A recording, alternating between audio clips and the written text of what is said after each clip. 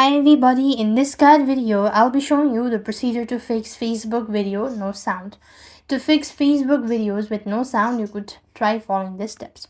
First thing first, open the Facebook app, and then here you want to make sure to go ahead and select your video. So let's see, this is the one. You want to make sure to tap on the sound icon at the bottom right corner, and just like this, you should be able to fix your volume. If not, you could also hold on to your side button and then increase the volume. That can also be an issue.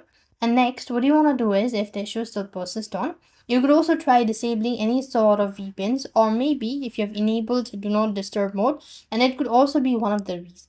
If nothing works out, then you could simply go ahead and restart your device and then reinstall your Facebook application. That should be able to help.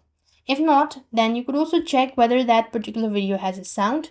In some cases, some of the videos does not have a sound, so that can also be another issue. So now, what you also want to do is, in this case, you could also try locating Facebook, long press, click on the app info icon, go to storage and cache.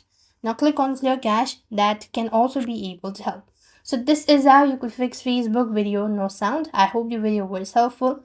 Make sure to like, share and subscribe. Thank you for watching. See you in the next video.